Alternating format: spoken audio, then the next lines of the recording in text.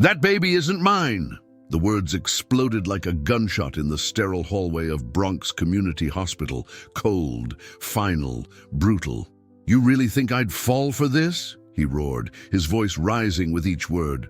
"A maid? A nobody? This is pathetic. Before we dive into the story, leave a comment below and tell us where you're watching from. Enjoy the story." Anna, 29, sat motionless on the hospital bed, arms wrapped protectively around her newborn. Her hands, though trembling, cradled the baby with tender ferocity. Her eyes were red and swollen, but not from childbirth, from everything else. She didn't answer him. Her lips pressed together so tightly they turned white. Her body curved slightly forward, protecting the child like a mother sheltering against a storm. "I came here to be sure," Richard continued, pacing like a caged animal. "To see this with my own eyes, so you never try this shit again." "Richard," Anna's voice was a whisper, hoarse from fatigue and pain. "Please just look at him." "I looked," he snarled. "He looks like any other damn baby in this place." "Look." Anna shifted her grip, turning the baby slightly. A ray of morning light from the hospital window fell across his face. That's when it happened. Richard saw them. The eyes, that unmistakable stormy shade of grey. His eyes, and his father's before him. A color so rare it was practically a signature. His gaze dropped to the baby's skin, pale, creamy, too light to ignore. His heart skipped just once, a hiccup of hesitation in a man who prided himself on absolute control. But then he blinked, shook his head and looked away. "No," he muttered. "Coincidence. Genetics are messy. This doesn't mean absolutely nothing." The world went silent in that half-second. Time froze. Anna watched him watch, the flash of recognition, the small crack forming in his tower of denial. A soft sound escaped Anna's throat, half sob, half breath. She leaned down and kissed her son's forehead, then held him tighter, as if the stronger she held on, the less everything would hurt. "You planned this," Richard growled. "You probably had someone else's baby and thought you'd pin it on me. Must have thought it was a winning ticket." His words cut through the room like broken glass. Anna flinched but didn't look up. People were watching now. Staff, patients, family members waiting for lab results or visiting loved ones, but none of them intervened. None of them questioned the powerful white man in an expensive coat pointing fingers at a black woman in a hospital gown. "You think just because you slept in my house that gives you the right to ruin my name?" Richard leaned closer. "You're trash. I gave you a job, and this is how you repay me. You're not just a liar, you're delusional." "She's just trying to set him up. I bet she did this on purpose. She should be ashamed." The whispers grew like mold on damp walls. Anna heard them all. Still, she said nothing. She closed her eyes, letting silent tears roll down her face. Not the loud, dramatic sobs you see in movies. These were different. Silent, heavy, tired. She didn't fight back. There was no point. The war had already happened. What remained was survival.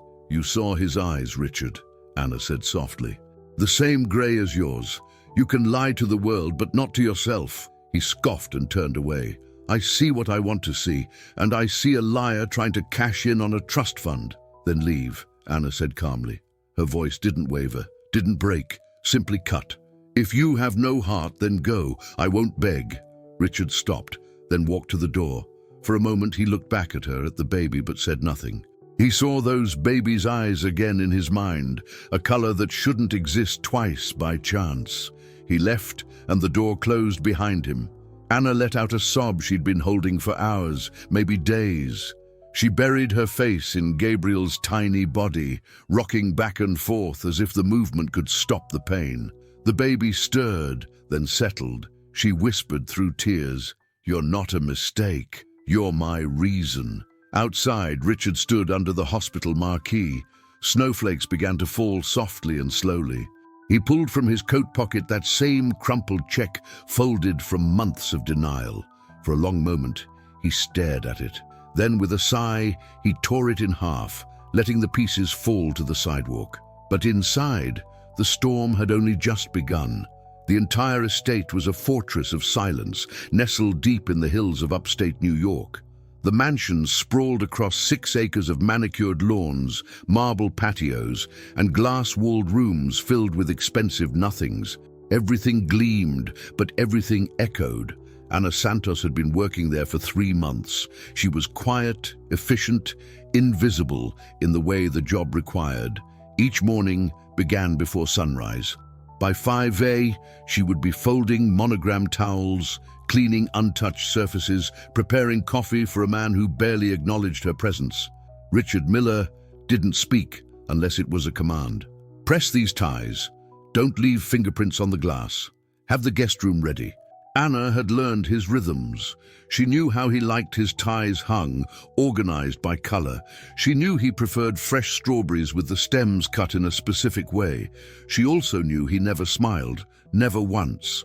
On the outside, Richard was the American dream, a billionaire tech icon, CEO of a company that had changed how people move through the world.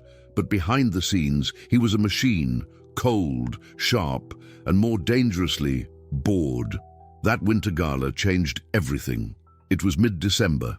The estate was flooded with people, executives, politicians, actors. The air buzzed with privilege and alcohol. Ana worked the event like a ghost, floating from room to room with champagne trays and forced smiles.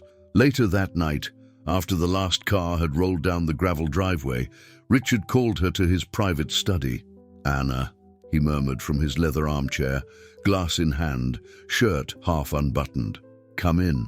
She hesitated. "Do you need something cleaned?" He dismissed the question. "Sit down." Her hands tightened on the tray she held. "Sir, I said, sit down." The study smelled of cigar smoke and whiskey. A record player hummed something low and melancholy in the corner. Outside, snow was falling softly, silently. Richard took a long sip from his glass, then looked at her with a gaze she didn't recognize. It wasn't cold. It wasn't commanding. It was empty. "You know what it's like?" he said. "To have everything and still feel like nothing." Ana didn't answer. He laughed bitterly. "Of course you don't know. You still believe in people, in purpose. That's beautiful." She started to get up, but he caught her wrist. Not violently, not with force, just enough to stop her. "You listen," he said, his voice lowering. "You're different. You don't pretend. You don't want anything from me. You just exist. It's nice. I think I should go," Ana said softly. "Why?" he asked. "Afraid I'll hurt you?" "No," she whispered. "I'm afraid you won't remember." That line hung between them. Richard leaned in. His breath smelled of bourbon and pain. "I don't forget things that matter," he murmured. He kissed her, sudden, clumsy, searching, and Ana, caught between fear, confusion, and loneliness, didn't pull away. Later, lying alone in the guest room she'd cleaned 100 times, Ana stared at the ceiling, her heart beating too loud. He didn't speak to her the next morning or the next. Weeks passed. Nothing changed until the 2 pink lines on the test. When she found courage to tell him, she waited until the end of the day when the house was quiet and he was alone on the back patio. He barely looked up from his phone. "I'm pregnant," she said. He paused just a second, then went back to scrolling. "You're kidding." "I'm not." He laughed softly, the kind of laugh that says, "You're beneath me." "Come on, Ana. You expect me to believe this?" "I haven't been with anyone else," she said. Her voice trembled, but her spine stayed straight. He stood then, towering over her, jaw tight. "You think I'm going to fall for this? You think I'll just nod and hand over a blank check? I know your type." "My type?" "Desperate, calculating. You saw an opportunity and took it." Tears stung her eyes, but she blinked them away. "I trusted you," she said. He pulled out his wallet and threw a business card at her feet. "My lawyer's name is on there. You want money? Talk to him, but don't ever come back here." "Richard, you're fired." She left that night. No severance, no letter of recommendation, just the memory of a man who called her different and then treated her like trash. Ana sat alone in the hospital room. Baby Gabriel slept peacefully in the crib beside her. The room smelled of antiseptic and baby powder. Outside, snow fell softly against the window pane. Her body ached, her heart more. She touched Gabriel's cheek with the back of her fingers. He stirred slightly, his lips parting in a dreamy sigh. She remembered every cruel word Richard had said just hours before, but she also remembered that half-second when he saw Gabriel's eyes. His eyes. There was a fracture in his certainty. She saw it, felt it. He didn't believe her, but he wasn't as sure anymore, and doubt was powerful. Anna leaned forward, pressed a kiss to her son's head. "You're not a tool," she whispered. "You're not a weapon. You're not a lie. You're truth wrapped in soft skin and tiny fists. You're light even if he refuses to see it." The storm outside had calmed, but inside Anna's small Bronx apartment, winter pressed through thin walls and windows that rattled. Gabriel was wrapped in second-hand blankets, his little chest rising and falling with the fragile rhythm of sleep. Anna sat at the kitchen table with a chipped tea mug, staring at the folded paper on the table before her. The check, $250,000, crisp when first thrown at her, now folded and soft from months of being pushed into drawers, pulled out, stared at, cursed. She had never cashed it. Doing so would have meant agreeing with Richard that Gabriel was nothing but an inconvenience, a mistake to be erased. Her neighbor, Mrs. Rodriguez, knocked lightly before letting herself in. A widow in her 60s with a soft accent and sharper wisdom, she often checked on Anna since Gabriel's birth. She carried a pot of chicken soup, steam rising like a gentle promise. "You need to eat," Mrs. Rodriguez said. She set the pot on the stove and studied Anna's tired expression. "What's wrong now, mija?" Anna held up the check. "He gave me this before Gabriel was born, told me to get rid of him, told me I was lying." Mrs. Rodriguez's lips tightened. "Men like him think money fixes everything." "He came to the hospital," Anna whispered. Her voice cracked. He looked right at Gabriel and still said he wasn't his, but for just a moment he stopped. He saw something.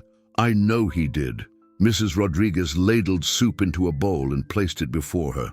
"You don't need his belief to raise your boy. You need your own." Anna swallowed hard. She leaned over to touch Gabriel's little hand where it peeked from the blanket. "I know, but how do I explain to my son when he's older why his father denied him?" "You explain by showing him you never did," Mrs. Rodriguez said gently. "You chose him.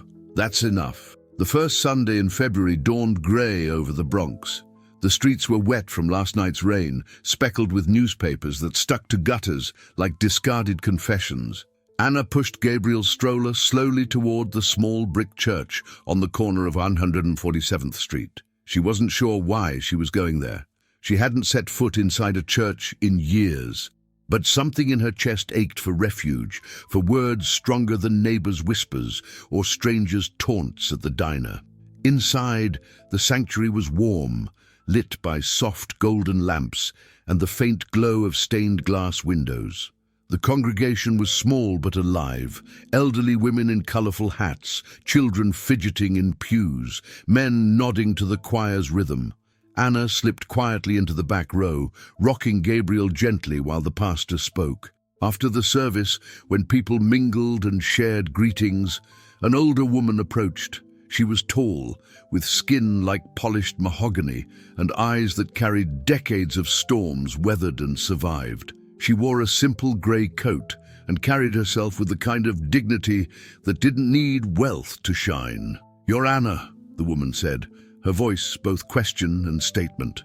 Anna blinked. "Do I know you?" "Not yet," the woman replied, a small smile curving her lips. "Name's Lorraine Johnson. I run the food pantry on 149th. I heard your story. Truth has a way of traveling, even when people twist it." Anna stiffened, bracing for judgment. But Lorraine's eyes softened when she looked at Gabriel, who cooed in his stroller. "He has eyes like a storm coming," Lorraine murmured. "I've seen that color before. Rare, strong, can't be hidden." Anna swallowed hard. She wanted to believe these words meant something, but she'd learned to expect doubt, not affirmation. "People say I'm lying," she whispered. "They say I'm trying to set him up." Lorraine's gaze sharpened. "Let them say what they want. Truth doesn't need their permission. Truth stands, even when men with money try to bury it." Anna lowered her head. "I don't know how to keep standing." Lorraine reached out, placing a weathered hand over Anna's. "You stand because your boy needs you to stand." You stand because every woman before you who was told she was nothing refused to stay down. Don't you see? You're not just fighting for him, you're fighting for yourself. The words settled deep in Anna's chest, heavy but strangely liberating. For the first time in weeks she felt seen, not as a liar, not as a scandal, but as a mother doing her best in a world designed to break her. You're not alone, Lorraine said firmly, as if she could read the doubt still clouding Anna's mind. Remember that. Spring in the Bronx didn't bring flowery relief for Anna. The streets were still bruised from winter, but inside her small apartment, life pulsed warm and steady. Gabriel had learned to smile, a crooked grin that stretched wide when Anna leaned over his crib. His laughter, light and sudden, was the kind of sound that stitched cracks in her weary heart. On a Saturday morning, sunlight broke through the dusty window as Anna dressed Gabriel in a clean onesie. She lifted him up and kissed his cheek, savoring the simple joy. At that moment, Mrs. Rodriguez knocked on the door and entered, carrying a bag of groceries from the bodega. "Look at you, big boy," the older woman cooed, reaching for Gabriel. "You're growing so fast." Anna smiled, grateful for the support. As Mrs. Rodriguez held Gabriel, she pulled out her phone. The sight of them together made her pause. On impulse, she raised the phone and took a picture. Gabriel's stormy gray eyes sparkled in the morning light. His tiny fist curved tight against his neighbor grandmother's shoulder. She didn't plan to share it, but when Lorraine called later to check in, Anna sent the photo with a brief message. "He's good today. Thank you for everything." Lorraine, proud, showed the photo to one of the pantry volunteers, who in turn posted it on a small community page online. Within hours, the image began to spread, shared among neighbors, friends, and eventually strangers. No one knew the child's last name, but comments poured in, "Beautiful boy, look at those eyes. He's special." The next morning, Richard was idly scrolling his phone while his driver took him to a meeting. His thumb stopped mid-swipe. There, buried in a trending thread, was the photograph. Gabriel, smiling in the sunlight, his eyes like shards of stormy glass. Richard's chest tightened. The resemblance was undeniable. He'd seen those eyes looking back at him in the mirror his entire life. He zoomed in, staring until the edges of the screen blurred. "Sir?" the driver asked, glancing in the rearview mirror. "Everything okay?" Richard shoved the phone in his pocket. "Just drive." But nothing felt right. The next day, he showed up unannounced at the clinic where Anna sometimes volunteered with Lorraine. She was in the supply room when she heard the commotion outside, muffled voices, the sound of someone insisting. When she emerged, her heart stopped. Richard stood in the waiting area, flanked by 2 security guards. His eyes swept the room, cold and searching. "Anna," he said, his voice low, heavy with command. The room fell silent. Every pair of eyes turned to them. Lorraine stepped forward, protective, but Anna raised a hand to stop her. "What are you doing here?" Anna asked. Richard's gaze shifted to the stroller beside her, where Gabriel sat awake, wide-eyed and curious. Their eyes met, father and son, and Richard faltered for just a second. He quickly masked it. "I saw the photo. You need to stop putting him online." "I didn't put him anywhere," Anna shot back. "But why does it matter to you if he's not yours?" The question hung heavily. Richard's jaw tightened. He looked around, aware of the audience. "Because lies spread fast. You're trying to destroy me." Anna stepped closer, her voice steady but trembling with anger. "Destroy you? You did that yourself. You walked away. You denied him." Richard's security guards shifted, but he raised a hand to silence them. His eyes were locked on Gabriel, who stared back with stormy gray certainty. The silence stretched until it hurt. Finally, Richard muttered, "This isn't over." He turned and left, the echo of his footsteps sharp against the clinic floor. Lorraine came to Anna's side, her hand firm on her shoulder. "Child, you shook him. You see that?" He looked at that boy and couldn't hide. Anna exhaled, trembling, but he still walked away. "He left with doubt in his pocket," Lorraine said, "and doubt, when planted in stone, can crack it wide open." The week after the clinic confrontation, the battle shifted. A subpoena arrived at Anna's door. Richard had requested a court-ordered DNA test. She held the papers with shaking hands, anger and relief mixing. On one hand, it was another attempt to control her. On the other, it was a path to undeniable truth. She called Lorraine immediately. "He's forcing a test." "Then let him," Lorraine responded calmly. "Truth doesn't fear the light." Anna pressed the papers to her chest, whispering to Gabriel, "This is it, my love. They'll all see." Across town, Richard prepared for the same test, his mind a storm and his heart more so. He already knew the answer, but the fear wasn't of paternity, but of the man he'd been. On the day of the appointment, Anna arrived at the clinic first, Gabriel in her arms. She wore her plainest coat, her hair pulled back, determined not to give the waiting cameras outside any glamour to distort. Reporters shouted questions, flashes blinding her as she hurried inside. Minutes later, Richard arrived through a separate entrance, flanked by advisors. He looked tired, older than his years, the weight of scandal pressing down. When he entered the waiting room, silence fell, his gaze fixed on Anna across the room. For a long moment, neither spoke. Gabriel stirred in Anna's arms, blinking awake. His stormy grey eyes met Richard's, and the air grew thick. Richard's throat tightened. Every excuse, every denial, every cruel word he'd thrown at Anna crumbled in that instant. The nurse called them in. The test was quick, clinical, a swab inside Gabriel's cheek, another from Richard, but the weight of it felt monumental. Each sealed sample was another brick in the wall closing around the truth. Afterward, when they stood outside the clinic under an overcast sky, reporters swarmed. "Mr. Miller, do you admit he's your son?" "Anna, what do you hope to gain from this?" Richard said nothing, but he didn't walk away immediately. He looked at Gabriel one more time, his eyes softening before he turned and got into his car. The flash of humanity didn't escape the cameras. The morning the envelope arrived, the Bronx air was heavy with spring rain.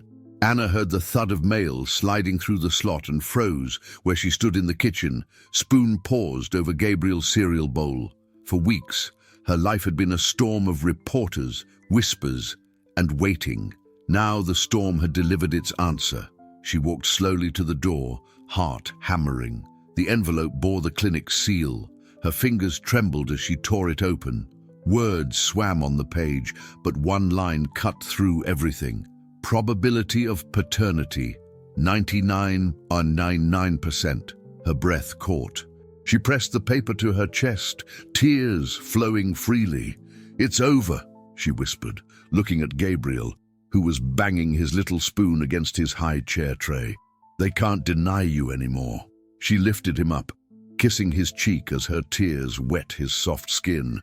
"The truth is yours now." By noon, the results had leaked. News anchors interrupted programming, headlines flashed across screens and social media exploded. DNA test confirms. Billionaire Richard Miller is father of Bronx child. In the penthouse, Richard sat in his study when Martin burst in, phone in hand. "It's out, it's everywhere. We'll need to do damage control immediately." Richard raised a hand. His face was pale, drawn, but his voice was steady. "Stop." Martin blinked. "Stop. Do you have any idea what this means? Your investors, your board." "I know exactly what it means," Richard interrupted, standing slowly. "It means he's mine, and I can't run from that anymore." For the first time, Martin was speechless. Richard turned, his expression heavy with something the lawyer had never seen in him before. Resolve, not arrogance. "Draft whatever statements you want, but make sure they tell the truth. No more lies." That evening, Richard held a press conference. Cameras flashed wildly as he approached the podium, suit impeccable, face grave. For the first time, his usual confidence seemed restrained. He took a deep breath and spoke. "The DNA results confirmed what many suspected. I am the father of Gabriel Santos." His voice failed on the name, but he pressed forward. "For too long, I denied the truth. I let arrogance and fear blind me to my responsibility. To Anna, to Gabriel, I owe more than words can express." Gasps rippled through the crowd. Reporters shouted questions, but Richard raised a hand. "There will be time for answers. But first, I must say this. Gabriel is my son, and no matter what it costs me, I will not deny him again." The statement was broadcast live, reaching Anna's small apartment. As she fed Gabriel mashed peas, she froze, staring at the screen as Richard's words filled the room. Her chest tightened, anger and relief warring inside her. "You hear that, baby?" she whispered to Gabriel. He finally said it out loud for the world. Tears rolled down her cheeks. It wasn't forgiveness, not yet. But it was acknowledgement, and acknowledgement was a beginning. That night the city buzzed with reactions. Some praised Richard for taking responsibility. Others condemned him for years of denial. Investors panicked, but ordinary people argued on talk shows, radio and social media. Everyone had an opinion, but for Anna, only one thing mattered. Gabriel's truth had been spoken. In his penthouse, Richard sat alone after the cameras had gone, the weight of his confession pressing down. He'd spoken the words, but speaking them was only the first step. The harder part lay ahead, proving to Anna and to Gabriel that those words meant something. For the first time in years, he didn't feel like the master of his destiny. He felt like a man standing at the edge of an abyss, knowing that crossing it would take more than money, more than power. It would take humility, sacrifice, and the courage to face the pain he'd caused. As rain tapped softly against the windows, he whispered into the silence, "I don't know if I can fix this, but I have to try." And in the Bronx, as Anna laid Gabriel down to sleep, she whispered too, "The truth is yours now. No one can take it away, and someday you'll know how hard I fought for you." The storm had broken, but the path ahead, full of scars and possibility, was just beginning. The morning after Richard's public confession, the Bronx hummed with restless energy. Anna woke to the sound of voices outside her window. Reporters had returned in full force, their vans parked on the sidewalk, cameras ready to catch any glimpse of her and Gabriel. She peeked through the blinds and sighed. Even truth had its price. Inside the kitchen, the old radio buzzed with talk show chatter. "You heard Miller last night?" one host said. "Finally admitted the kid is his. Took long enough." Another voice cut in sharper. "Too little, too late. He denied that boy for months. Money doesn't buy forgiveness." Anna stirred Gabriel's oatmeal, listening with tense shoulders. She'd wanted the truth exposed, yes, but hadn't expected her private life to become public property. When Gabriel babbled happily from his high chair, she forced a smile and placed the bowl in front of him. "Don't worry, baby," she whispered. "They can say what they want. We'll stay strong." Across Manhattan, Richard faced his own storm. His office was chaos, phone lines ringing endlessly. Investors demanding meetings, journalists demanding quotes. Martin burst into his office, red with anger. "Do you have any idea what you've done? Stock is plummeting. Partners are threatening to pull out. This could cost you everything." Richard leaned back in his chair, pale but calm. "Maybe everything needed to change." Martin slammed the desk. "You can't just throw away your empire for some maid and a kid you never wanted." The words stung, but Richard didn't flinch. He remembered Gabriel's eyes at the clinic, remembered the way the boy looked at him without judgment, without fear. For the first time, the empire seemed small compared to that gaze. "Get out," Richard said calmly. Martin froze. "What? Get out? You don't work for me anymore. You'll regret this," Martin hissed. "Maybe," Richard admitted, "but I regret much more already." Richard did something no one expected. He drove alone to the Bronx. No advisors, no security team, no convoy of black SUVs, just him in a nondescript car winding through streets he'd only passed on the way to the airport. When he got out, people recognized him immediately. Whispers turned to shouts. Some hurled insults, others demanded selfies, some jeered openly. He ignored them all and walked toward Anna's building. Upstairs, Anna heard the commotion and looked out the window. Her heart plummeted. Richard, in a dark suit slicked by rain, stood at her door. The knock was firm, hesitant only in the silence that followed. Anna opened the door a crack. "What do you want?" "I came to talk," Richard said, his voice quieter than she'd ever heard it. "You've said enough." "Not to you," he replied. "Not to him." He looked at Gabriel, who peeked curiously from the playpen. Against her better judgment, Anna opened the door. He entered, removing his wet coat. The apartment was small, cramped, nothing like his world of glass and marble. He looked around, humbled. Gabriel toddled unsteadily toward him, clutching a toy. Richard froze as the boy stopped at his feet, staring up with stormy grey eyes. The silence stretched until it hurt. Slowly, almost fearfully, Richard knelt down. "Hi," he whispered. His hand trembled as he reached out, then stopped halfway, afraid. Gabriel dropped the toy into his palm and laughed. The sound cracked something in Richard. He closed his eyes, tears he hadn't felt in years burning hot. "He doesn't even know who I am," he murmured. Anna crossed her arms. "He knows love. That's more than you've ever given him." Richard looked at her, raw shame in his eyes. "I was wrong. About everything. About you. About him. I can't undo what I did, but I want to try, if you'll let me." Anna's throat tightened. Part of her wanted to scream, throw him out, protect her son from more hurt. But another part, the part that saw Gabriel's joy in that moment, hesitated. "This isn't about you wanting to feel better," she said firmly. "It's about him. If you come into his life, you stay. No more denying, no more running." Richard nodded slowly, his voice steady. "Then I stay, whatever it costs."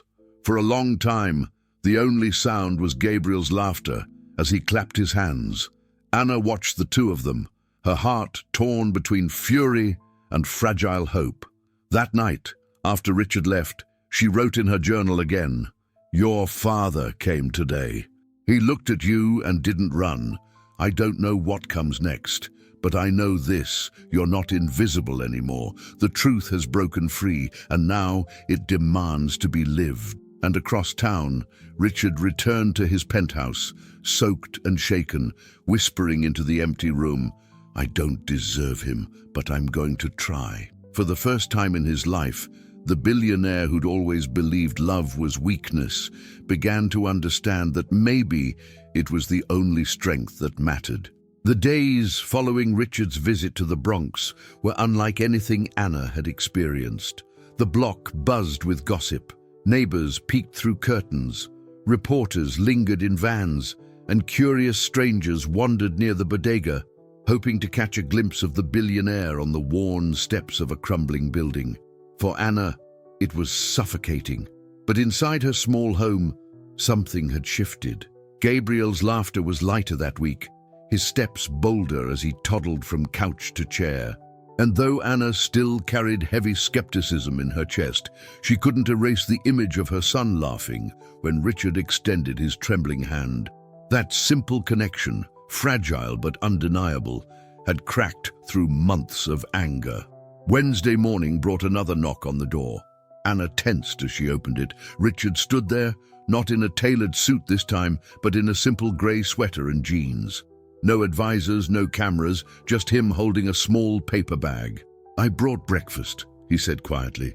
Anna raised an eyebrow. "From where? Some five-star chef?" He shook his head almost sheepishly. "From the diner down the block. I asked them what Gabriel might like.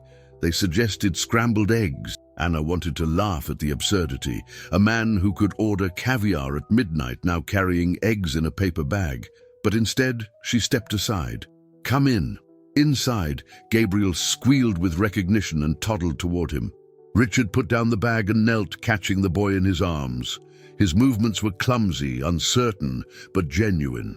Gabriel pressed his little hand against his father's face, as if mapping features he instinctively knew were his. Anna watched from the kitchen, arms crossed. Part of her softened at the sight, but she reminded herself, actions, not words. During breakfast, the silence between them was heavy. Richard broke first. "I don't expect forgiveness," he said. "I just want to be here, even if it's just for a while, even if you still hate me." Anna's voice was steady. "I don't hate you. I hate what you did. I hate that you denied him, denied me, and made me carry the weight alone." She looked at Gabriel, who was busy smearing eggs across his tray. "But he deserves more than hate. He deserves truth. And if you really mean what you say, then prove it with consistency." Richard nodded, swallowing hard. "I will." The following week he came again, this time with diapers and formula, things Anna usually scraped together money to buy. At first, she refused. "You can't just throw money at us like before." "I'm not throwing money," he said softly. "I asked Lorraine what you really needed." Anna was surprised. The thought of Richard talking to Lorraine, the sharp-tongued elder who defended her from the beginning, was almost unimaginable. Later that day, Lorraine herself confirmed it, shaking her head with a chuckle. That man came down to the pantry, asking about formula like he was buying stocks. Looked more nervous than a cat in a doghouse, but maybe he's learning. Anna didn't want to admit it, but small things were starting to matter. Richard sitting on the floor with Gabriel, stacking blocks just to watch him knock them down. Him listening while Anna explained routines, nap schedules, the lullabies Gabriel favored.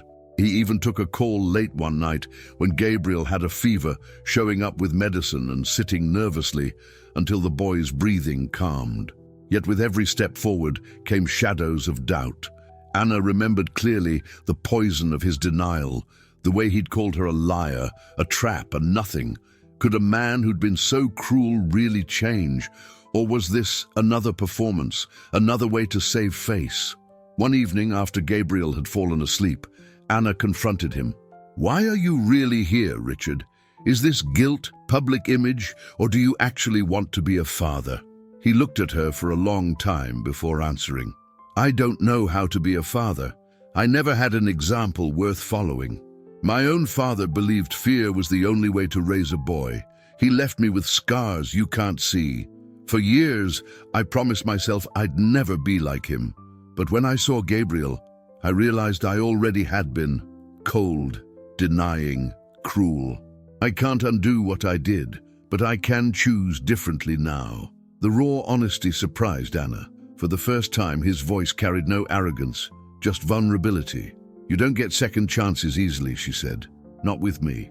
"I'm not asking for easy," he replied. "I'm asking for the chance to try."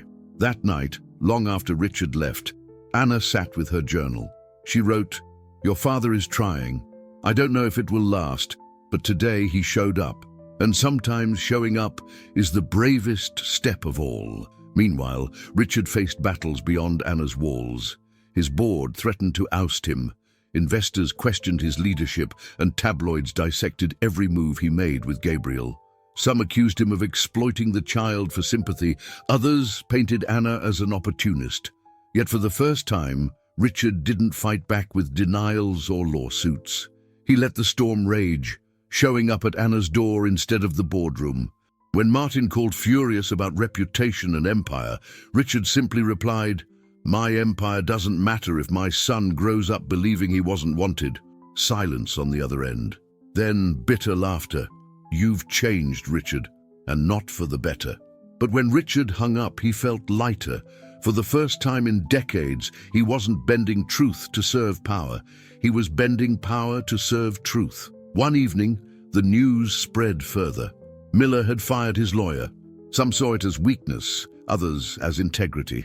But for Anna, it was simply noise. She focused on Gabriel, holding him close, while Lorraine visited with hot stew and warmer words. "He confessed, child," Lorraine said, settling heavily into the chair. "The world heard it from his own mouth. That matters." Anna shook her head. "It doesn't change the months of denial. Doesn't erase what he said about me, how he called me a liar." "No," Lorraine agreed. "It doesn't erase it, but it opens a door. Whether you walk through it is your choice." That night, Anna opened her journal again. She wrote fiercely, "Your father spoke the truth finally. The world knows you're his, but words are wind, my son. What matters is what comes after. If he thinks one speech makes him a father, he's wrong. A father is proven in actions, in showing up, in sacrifice. You deserve nothing less." Meanwhile, in his penthouse, Richard sat with a glass of water. No whiskey tonight. He stared at the skyline, replaying his words at the press conference. He'd spoken the truth, but the silence that followed was louder than applause. He thought of Anna, of the fire in her eyes when she confronted him at the clinic, of the strength she carried alone. Shame pressed heavily on him. And then the following Sunday, Richard did what Anna thought he'd never do. He walked with her and Gabriel to church through streets crowded with cameras and whispers. He carried Gabriel in his arms the entire way, ignoring the shouts, ignoring the flashes, ignoring the jeers. Inside the church, silence fell as the congregation turned. Lorraine, standing near the door, lifted her chin in quiet pride. Anna watched as Richard slid into the pew beside her, Gabriel still in his arms. For the first time, she saw not the billionaire, not the man who denied them, but simply a father who refused to run. After the service, as they emerged, a reporter shouted, "Mr. Miller, do you admit you love your son?" Richard stopped. He turned to the cameras, his voice steady. "Yes, I love him. And nothing you write, nothing you say will change that." The words echoed through the crowd, through the cameras, through Anna's guarded heart. She felt something stir, fear still, but also hope. That night, after she'd put Gabriel in his crib, she opened her journal and wrote, "Your father carried you to a church full of eyes and didn't flinch. He said he loved you where the whole world could hear. It doesn't erase the past, but maybe, just maybe, it's the beginning of a future where you'll never have to wonder if you were wanted." Across town, Richard stood again at his penthouse window, watching the skyline. For years, he'd believed his empire was proof of his worth. Now, he knew better. The true burden of proof wasn't in wealth or power, but in love lived day after day. And for the first time in his life, Richard Miller felt ready to carry that burden, not as punishment, but as the only legacy worth leaving. The days that followed the church walk brought with them a restless rhythm. He arrived in simple clothes, never with assistants or reporters, often carrying groceries or toys in bags that still looked strange in his manicured hands. Anna watched him carefully each time. She allowed him to hold Gabriel, to sit on the floor and stack blocks, to read from picture books, stumbling over a voice unaccustomed to tenderness. But each moment he stayed brought new tension, like a deep fault line underneath the surface, shifting, waiting to reveal whether it would stabilize or break apart. One evening, Anna found him at the small kitchen table staring at a photograph she kept tucked in a frame, her mother holding her as a child. He didn't notice her at first, his usually guarded face softening with something like pain. "That's your mother?" he asked when he realized she was there. "Yes," Anna said cautiously. "She died when I was 19. "She looks strong," he murmured. "She was," Anna replied, "stronger than most people ever gave her credit for." Richard nodded, his eyes returning to the photo. "I never had that. My father believed in power, not love. He thought fear would make me into a man worth something. But all it did was make me cold." Anna crossed her arms, her tone firm. "Cold is a choice, and you chose it when you denied Gabriel." The words hit hard. He closed his eyes, shoulders dropping. "You're right. I don't expect you to forget, but I want to do better now." Anna didn't respond. She turned to stir the pot on the stove, the smell of beans and rice filling the small kitchen. Still, her heart beat faster. For all her anger, she couldn't ignore that his voice carried truth, raw and unpracticed. The next day, the outside world intruded again. Reporters cornered her as she left the diner. "Anna, will you let Miller into Gabriel's life permanently? Is this a custody battle in the making? What do you want from him financially?" Their questions stabbed like knives. Anna shielded her face, hurrying down the block. When she reached the apartment, she slammed the door and leaned against it, trembling. Richard arrived later that evening and saw her distress immediately. "They followed you again." She nodded, holding Gabriel tight. "This is what you brought into our lives. Spotlights, cameras, strangers yelling at me like I'm guilty of something." He stiffened. "I never wanted this for you." "But it's here," she burst out, "and I don't know if I can survive it." Gabriel stirred in her arms, sensing her agitation. She kissed his forehead, trying to calm him. "You walk around this apartment like you're learning to be a father, but out there, the world is tearing me apart because of you." Her words fell like blows. Richard looked at Gabriel. then back at her, and his jaw tightened. "Then I'll protect you," he said firmly. Anna scoffed. "You can't protect me from whispers. You can't buy silence. Protection isn't about control, Richard. It's about showing up even when it's messy, even when you can't fix it." He stared at her long and hard, then nodded slowly. "Then that's what I'll do. I'll show up." The days passed, and he did. He came in the morning to walk with Gabriel to the clinic with her. He came in the evening to help with dinner, even though he barely knew how to cut an onion. He carried Gabriel through the crowded park, ignoring the stares, his face unreadable, but his grip firm. And slowly, neighbors who once murmured began to soften, seeing that the man who denied was at least beginning to accept. Still, doubts gnawed at Anna. One night, after Richard had left, she sat with Lorraine in the kitchen's quiet. "Do people like him ever really change?" she asked. Lorraine leaned back, folding her hands. "Change is a long road, child. Some walk it with steady steps, some stumble, some never get far. But I've seen men surprise even themselves. The question isn't whether he can change, it's whether you'll let him try without letting him break you again." Anna stared at her tea, steam rising like smoke from old wounds. "I don't know if I can trust him." "Trust isn't given," Lorraine said softly. "It's built brick by brick. Right now, all you can do is watch how he lays those bricks." Meanwhile, Richard's empire stretched under the weight of scandal. Investors threatened lawsuits. Board members whispered about forcing his resignation. For the first time in his career, Richard didn't fight them with bluster. Instead, he stood in a meeting and told them plainly, "I'm a father. That comes first now. If it costs me everything, so be it." The room fell silent, shocked. The man they once feared for his ruthlessness now spoke with something far more unsettling: conviction. That night, he returned again to Anna's apartment, tired but steady.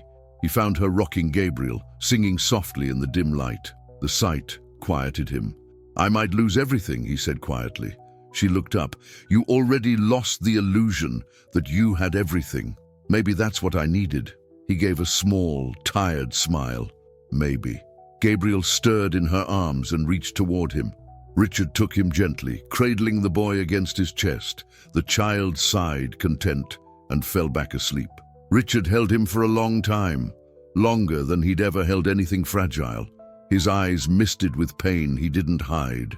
When Richard finally looked up, his voice was hoarse. "He deserves a father who won't run again. I can't promise I'll get everything right, but I can promise I'll stay." Anna's throat tightened. She didn't answer. Not yet.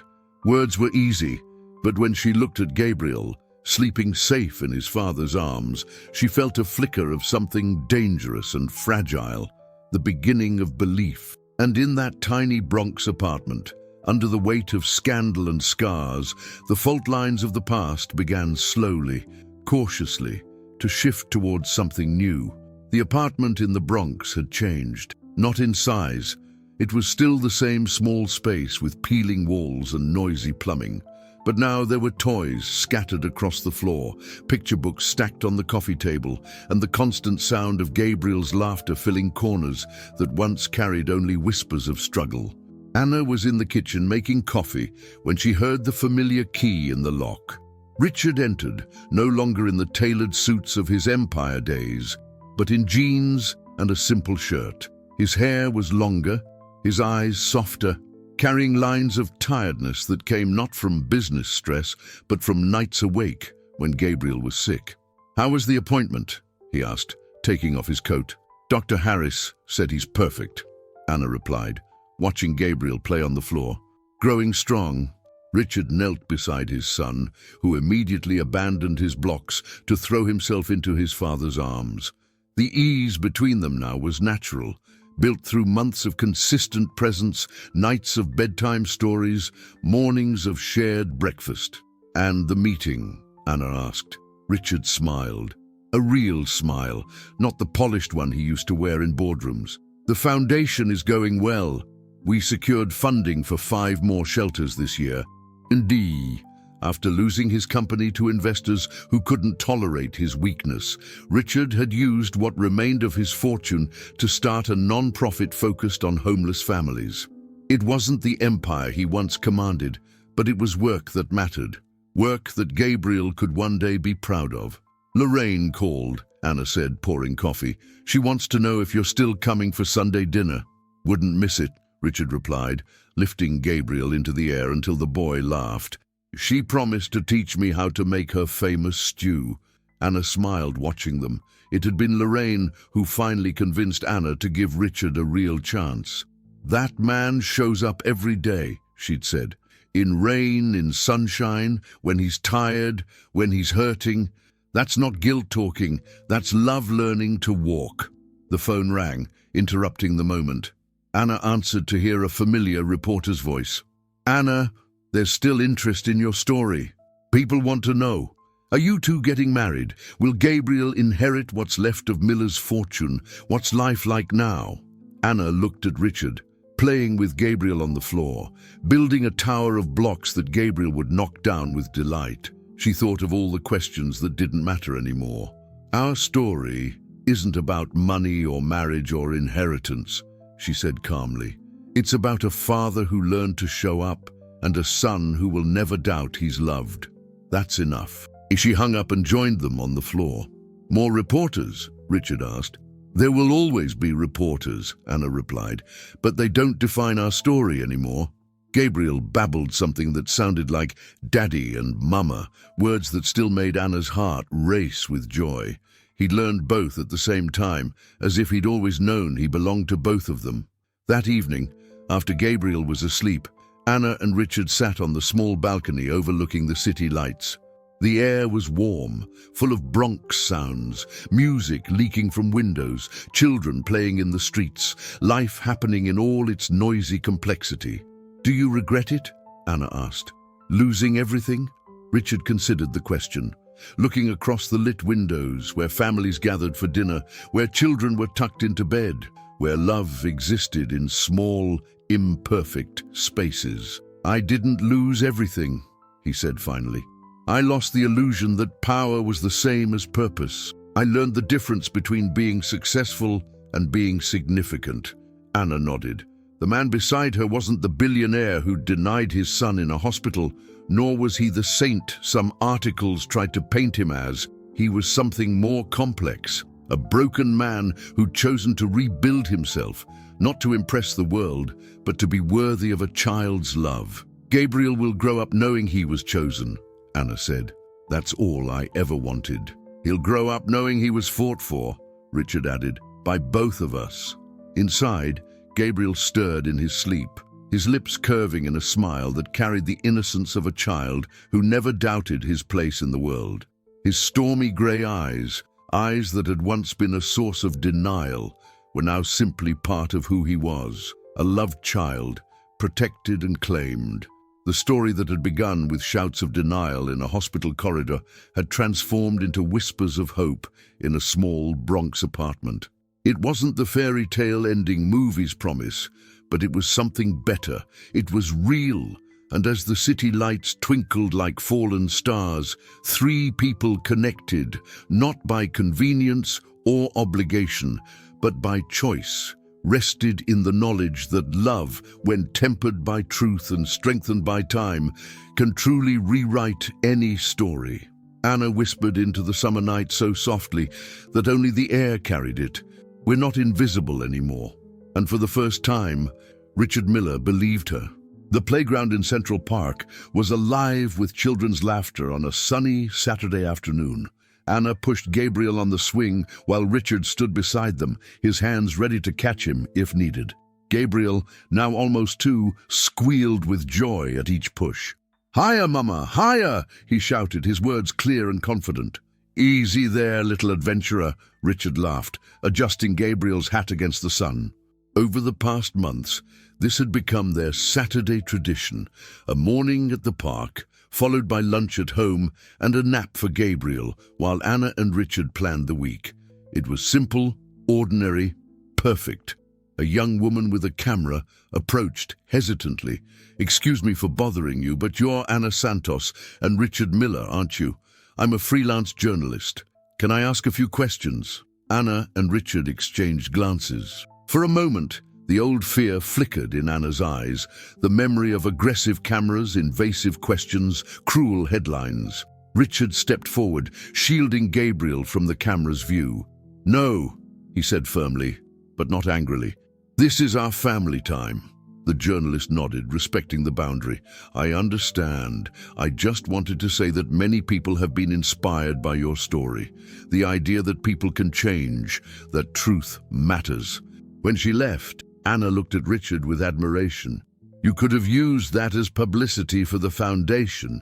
"The foundation doesn't need our private life to succeed," Richard replied, lifting Gabriel from the swing. "Some things are just ours." That night, after Gabriel was asleep, Anna found Richard in the small office he'd set up in a corner of the apartment. He was reviewing proposals for new foundation programs, a shelter for teenage mothers, a job training center, a childcare program for working families. "Remember when you said you didn't know how to be a father?" Anna asked, leaning against the doorframe. Richard looked up from the papers. "I'm still learning." "You're being a father to much more than Gabriel," she said, gesturing to the projects spread across his desk.